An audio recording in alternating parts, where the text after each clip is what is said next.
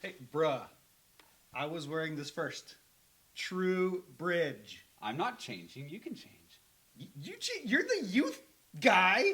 Oh, sure. Pull rank. Okay. Seniority. All right. Well, welcome to our weekend in review. Hello. And no, Mike and I did not call each other and plan our outfit for today. Oh, what a fun surprise to walk into today. Man, holy smokes. Same shirt, same shorts. We almost wore the same type of shoes, but I went with flip-flops instead, so. If you got good-looking feet, you got to show them off. Well, thanks. I appreciate the compliment. Of course. Oh, y'all, dude. I love what I do. It's so good. It's fun. We like to have some fun. By the way, this T stands for True Bridge, which is the group of churches that we are a part of, and we're proud to be a part of them. They're a great network of churches to interact with, learn from, grow with, and so we're super blessed. Amen. Yeah.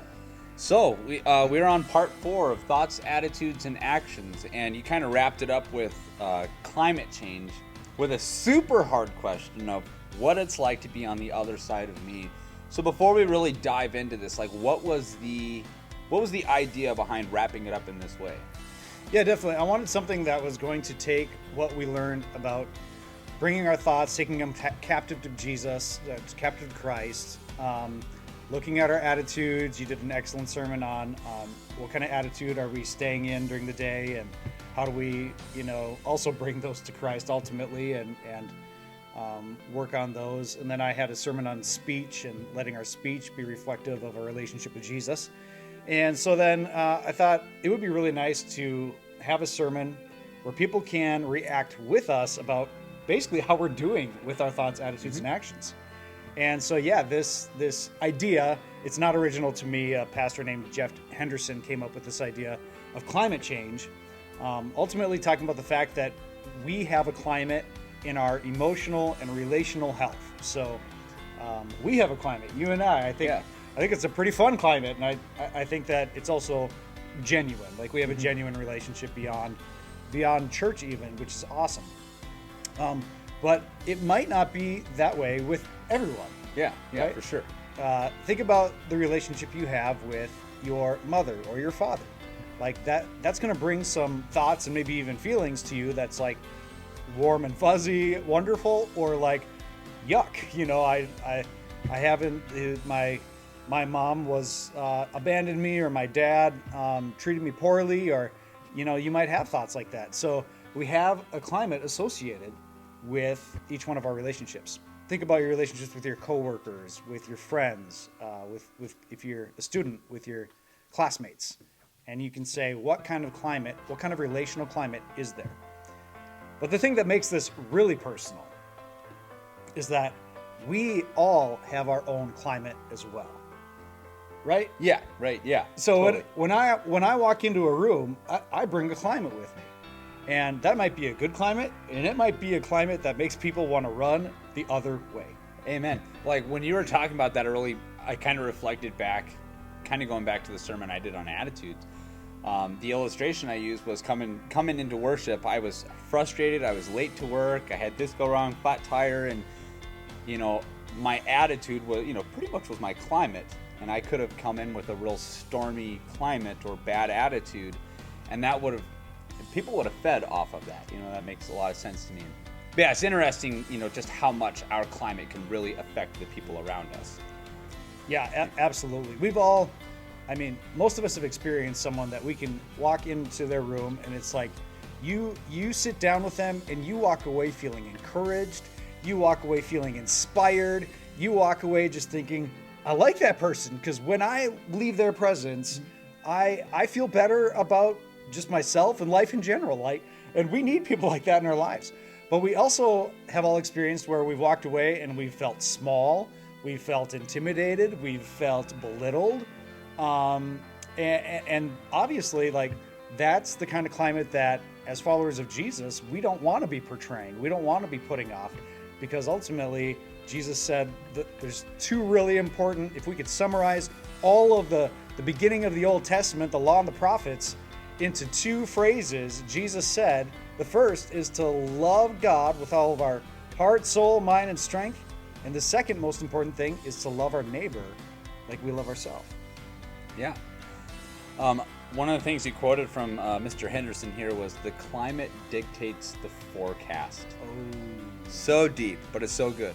So if your current relational climate is cold or distant or bitter, you can forecast what's going to happen in that relationship, for sure.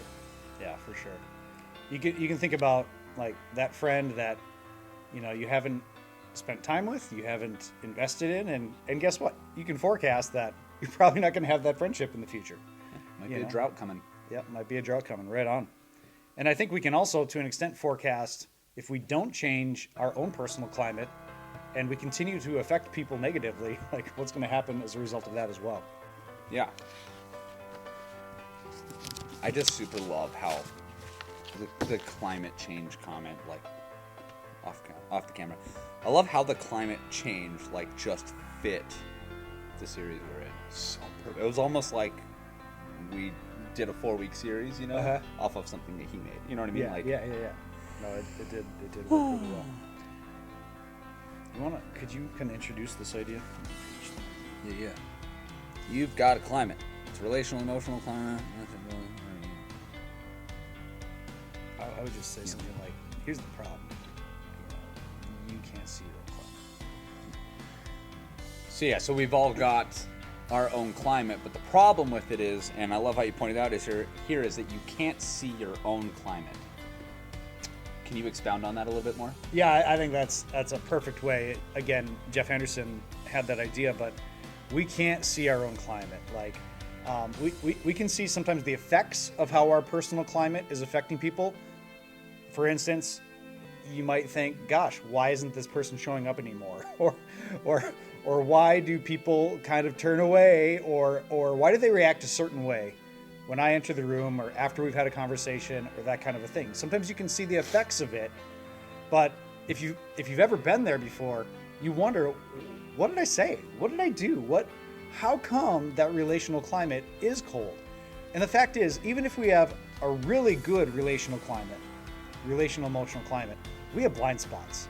Like, I have blind spots. Yeah. We all have some blind spots that we need people around us who love us, hopefully, to be like, hey man, I don't know if you realize this, but when you talk this way, this is how it makes me feel. Or when you walk into the room and you're like, I have 1,000 tasks to get done in the day and you need to do them. Like, Mike, that probably doesn't make you feel good, does it? No. So, yeah. I like how you had that questionnaire too, where it was really an evaluation, a really great evaluation. Yeah. You'd reach out to somebody you trust and say, what is it like when I walk in the room? Because you actually asked me that question. Like, what do you feel when I walk in the room? Like, what's your first thought? And like, just thinking of it from like a boss-employee perspective, many a times when a boss would call me into his office or come to my office, there was always this negative anticipation. I did something wrong. I'm going to get scolded. And so it really helped me take into account, or it really helped me evaluate my relationship with you and like, what is my relationship like with Ryan? Yeah. But I just love the questionnaire. I like being able to ask people, hey, what do you think of me when I walk in the room? What are things that you think I should work on? It's a hard question to ask, but it's a really good question. I mean, you never grow if you don't, experience bad weather sometimes, Absolutely. So the main question is, what's it like to be on the other side of me? And so that's the questionnaire I gave out to Mike and asked for more specific examples. Yeah, so we're going to go ahead and put that actual questionnaire. And I want to encourage you, if you want to grow in your relationships and you really care about the people around you, go ahead and click on the tab that's going to be on our website. We're just going to call it Other Side, and it's harvestfrazy.org, and you'll find that tab there for the next couple of weeks, Other Side. And just click on that. You'll go down to a Google link and be able to download this form. And again, I just want to encourage you to ask 2 or 3 people that are in different realms of your life, ideally. One could be in your marriage, your most significant relationships. One could be in your work. One could be with friends, as an ideal, because then you get a little different flavor each time. So you talked about career killers, and you said that the career killers for bosses, managers, and employees was not smarts. And it wasn't abilities. The 2 most common limiters and killers of careers are the inability to understand the emotional needs of people that they work with, and the inability to understand one's own emotional and relational climate. There's a lot of gold in that. Can you unpack it a little bit? Yeah, I mean, most definitely. Like, they call it EIQ, or intelligence of how you're affecting the people around you, just what this series or this sermon is talking about. And we've all seen certain individuals, quite possibly at your work, that they've got amazing skills. Maybe they're super smart, but because they're not willing to work on how they relate to other people, you don't see them progress. You don't see them become the manager or become the boss. And if they do, the whole branch is like, oh, that is too bad. Yeah. Because they all know what it's going to be like to work under them. And so ultimately, whether it's that or the next promotion, it's going to cap that person. Like, they're not going to be able to go to that next level because they don't understand how to work with people.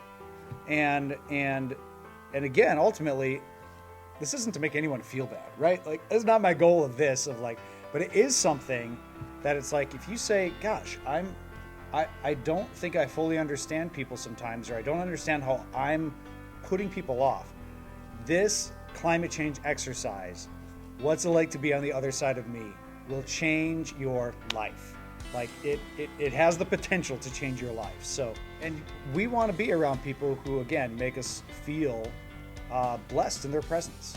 Mm-hmm. And I want to be a blessing. And I know you want to be a blessing. And, you know, we have that ability to learn and to grow. So all in all, that was an awesome message. This has been a super fun series, Pastor Ryan. I'm super excited that Thanks. we did it. You as well. And this was a great way to wrap it up. So if you're interested in taking this little survey and giving it to people that you trust and love that can give you positive feedback, go to our comment section. You'll see a link down there, or you can go directly to our website, harvestfrazee.org, and you should see a tab on there called Other Side. So click into that, download the PDF, and print it out.